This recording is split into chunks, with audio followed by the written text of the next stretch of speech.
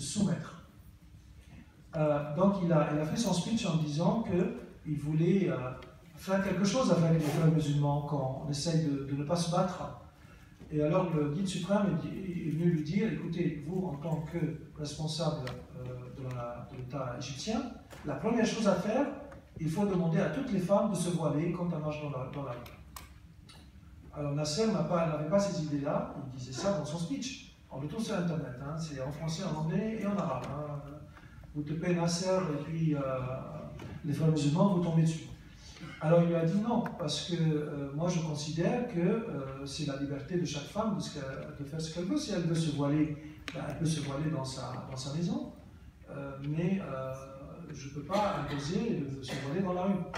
Et puis il lui a dit, pour se moquer, il a dit, mais dites-moi, votre fille a vous, elle est à la faculté de pharmacie et elle n'est pas voilée.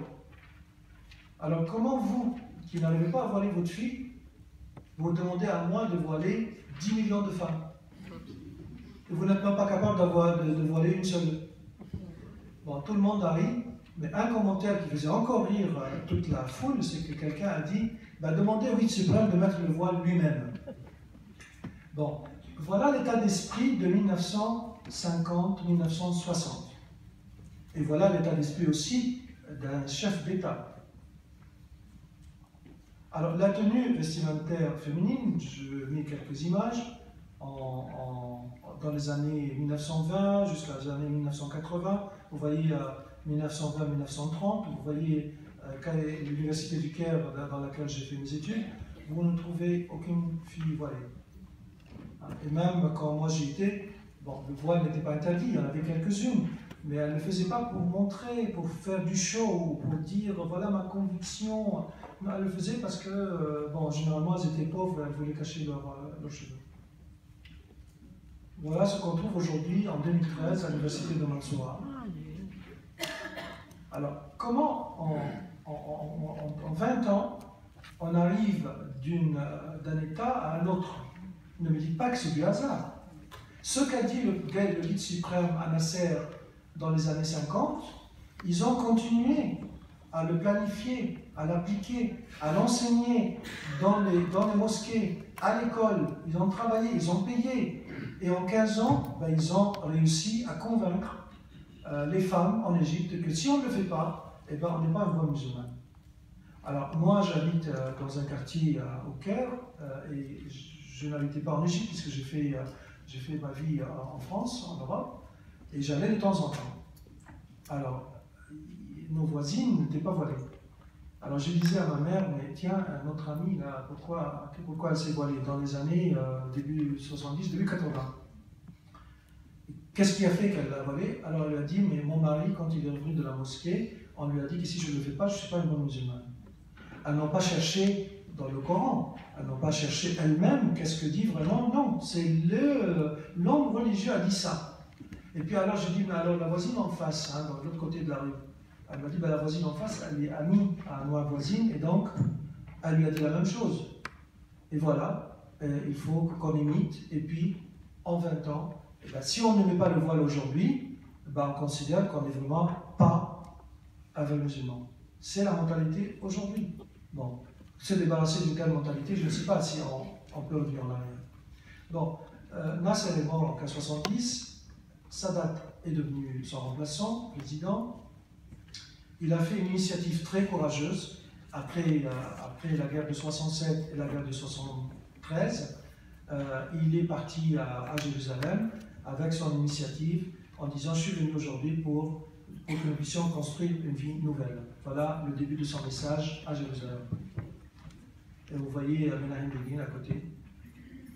Et alors ça s'est soldé par les accords de paix 2 ans après, en 1979. Et on voit comment Carter, au milieu de Sadat et Begin, et le Sinaï a été retourné à l'Égypte avec ces accords de paix. Mais le problème palestinien n'a pas été résolu. Malheureusement, il est resté tout entier. Voilà des moments historiques où on voit qui aurait imaginé que Begin et Sadat se prennent comme ça, par main dans la main, et s'embrassent avec un Carter qui sourit et qui applaudit. Alors c'était à l'époque un espoir pour l'avenir, mais ça n'a pas tellement duré parce que lors du 8e anniversaire de la guerre de Kippour, en 1981, pendant qu'il y avait la parade militaire, les frères musulmans ont descendu Sadat. Voilà son dernier sourire qui a circulé un peu partout en regardant les avions. Et les frères musulmans qui étaient sur un des camions, qui ont sauté par-dessus le camion, et ils ont tiré en voie Moubarak qui était juste à côté de lui. Alors, Moubarak a pris la présidence en 81, il est resté jusqu'à la révolution de janvier 2011, c'est-à-dire le printemps arabe. Moubarak était très bien au départ. Pendant ces 10 premières années, il a souffert du fait qu'il était juste à côté de Sadat, et d'ailleurs celui qui a tiré sur Sadat, il lui a dit « Mets-toi de côté parce que moi je veux tuer ce chien ». Donc ça doit sonner quand même dans ses oreilles. Moubarak n'a pas fait le nécessaire pour que vraiment il débarrasse le pays de ses frères musulmans. On voyait bien quel était le résultat. Ils n'ont jamais pardonné à Sadat qu'il ait fait ses accords de paix. Et puis toujours dans le cadre de leur État islamique. Alors il a pris le pays pendant 30 ans, et je dis personnellement, mais il y a plusieurs qui partagent mon avis, c'est que indépendamment de la corruption financière qu'il a laissée pendant la deuxième partie de son règne, les 15 dernières années, c'est un pays qui était complètement corrompu. Le plus grand malheur qu'il a fait, c'est qu'il a laissé la société égyptienne, et moi je le voyais parce que je n'allais que tous les 5 ans, je voyais des améliorations d'ordre économique, je voyais des constructions de rues, d'hôpitaux, ça s'améliorait, mais je voyais les esprits qui devenaient beaucoup plus étroits. Le mode de vie qui commençait à être sur le mode religieux. J'étais avec des amis, ou quelqu'un qui me disait « Attendez, c'est l'heure de prière, je dois vous quitter ». On était en train de faire quelque chose d'important. Ça ne s'est jamais produit dans mon enfance. On prie, on peut toujours prier à la maison. Donc tout un rythme de vie qui s'est basé sur la religion, et ça s'est fait pendant le règne de Moubarak. Ça a commencé un peu avec Sadat à la fin de son règne, mais surtout les 30 années de Moubarak.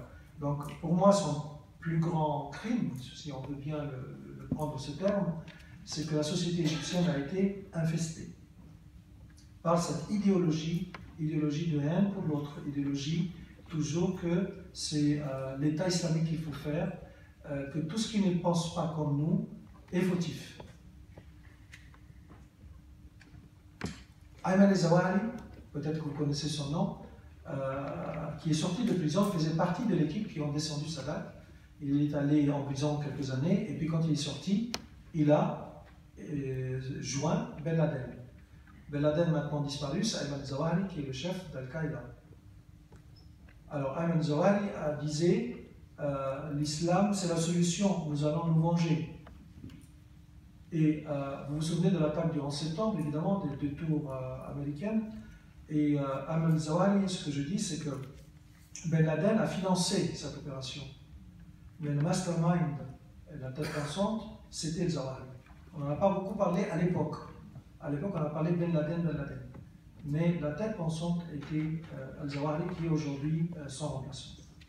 Alors vous voyez, par cette diapo-là que je montre, je voudrais vous dire qu'il ne s'agit pas de pauvreté. La pauvreté peut être une des raisons du fanatisme et de devenir terroriste. Elle peut, mais elle n'est pas la seule, et je dirais, elle n'est pas la première.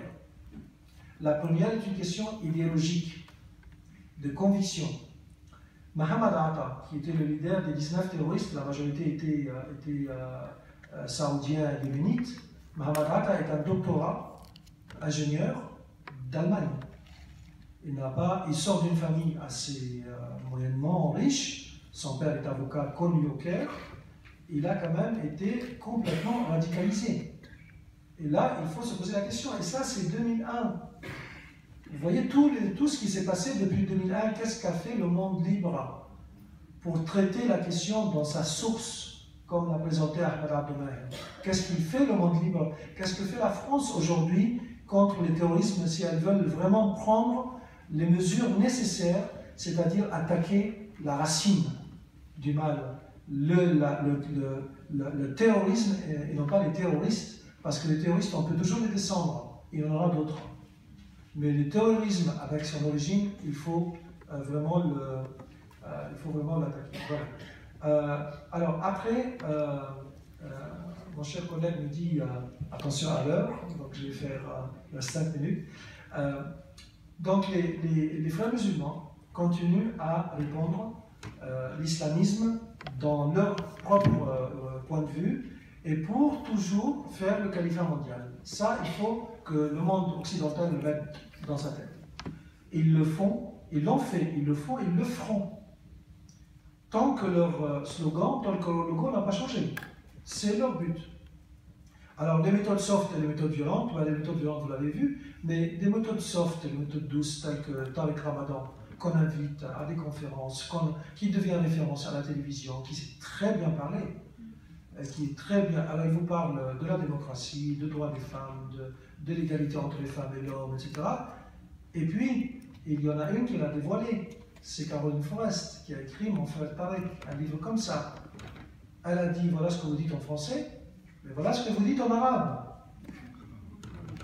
Et elle a tout traduit, elle a tout enregistré, elle l'a mis dans un livre. Vous dites l'inverse, monsieur Ramadan. Et là, il y a un autre mot qui s'appelle taqiyya. Taqiyya, retenez-le, c'est-à-dire qu'on a la difficulté. La taqiyya, c'est dire l'inverse de ce qu'on pense, de ce qu'on croit, tant qu'on est faible. Donc quand on se trouve dans une société où on est minoritaire, faible, et non pas majoritaire et fort, eh bien on dit l'inverse de ce qu'on pense. Et le jour où on prendra le pouvoir, eh bien on imposera notre point de vue. Et ça, c'est très difficile, très très difficile, parce qu'on ne sait pas quand on a affaire avec un droit musulman, s'il est utilisé sincère ou pas. Et c'est très difficile, c'est très mauvais comme méthodologie dans une religion. Mais bon voilà, les frères musulmans la pratiquent. Je dirais, dans la société égyptienne, il n'y a que les frères musulmans qui la pratiquent, et pas le musulman moyen. Violence ou tout, c'est une méthode violente ou terroriste. C'est ces gens-là qui ont fait le Charlie Hebdo, qui ont fait le Bataclan. Est-ce que ce sont vraiment les terroristes ou est-ce que ce sont des victimes? Moi, je dis que ce sont des victimes. Elles sont victimes des autres gens qui, eux, ne prennent pas les ceintures avec les bombes et qui se font exploser. Eux, ils prêchent la haine, ils prêchent l'idéologie de haine. Et ces gens-là qui ont commis ces actes horribles, moi je pense qu'ils se sont des victimes. Monsieur l'imam de Brest, il utilise quelle méthode? Une méthode douce, celle-là, ou une méthode violente? Quand il dit aux enfants, et je l'ai vu sur Internet, il ne faut pas écouter de la musique, hein, parce que l'islam dit que si vous écoutez la musique, vous allez vous transformer en porc. Alors il y a un petit, alors tout le monde a dit on n'écoutera pas la musique sauf un élève, un enfant. Il a dit moi je vais écouter la musique. Elle lui a dit mais tu veux te transformer en porc? Il a dit c'est comme ça. Mais il n'a pas répondu. Donc, mais voilà, comment on peut laisser un tel langage en France? Il y a quand même des actes fermes qu'il faudrait prendre si on veut ramener la société française à se débarrasser des gens qui n'ont pas leur place, je dirais tout simplement, brutalement comme ça, qui n'ont pas leur place ici. Bon, j'approche la fin. Une autre méthode douce, il y a celui-là que vous trouvez sur BBC, Buckingham Palace doit devenir mosquée. Bon, alors celui du BBC, il lui dit, mais attendez, Buckingham Palace, il y a la reine là. Elle lui a dit, il faut qu'elle se convertisse à l'islam. Alors il lui dit, mais attendez, peut-être qu'elle ne voudra pas. Elle a dit, alors dans ce cas-là, il faut qu'elle quitte le pays. Hein. À la télévision sur BBC, vous pouvez le trouver. Alors ce gars-là, moi je dirais, il n'a pas sa place en Angleterre, mais il court toujours là-bas. Hein. Bon, je termine par l'Égypte de l'espoir, et me dit c'est la fin. Je pense qu'avec ce qu'a dit Père Boulal, ce qu'a dit Ahmad Abdoumer, nous traversons une période en Égypte qui est une période d'espoir. Sisi a été 2 fois à la cathédrale le jour de Noël. Tous ses prédécesseurs l'ont fait ou avant ou après, ou ils ont envoyé des délégués, mais lui, c'est le jour de Noël qu'il est allé en 2015, en 2016, pour féliciter les chrétiens pour leur Noël. Il ne leur a pas dit « je vous félicite, vous les Coptes ». Il a dit « je vous félicite, vous êtes des Égyptiens comme tout autre Égyptien ». Phénomène historique. depuis, pas seulement depuis la sphère, mais depuis l'entrée de l'islam.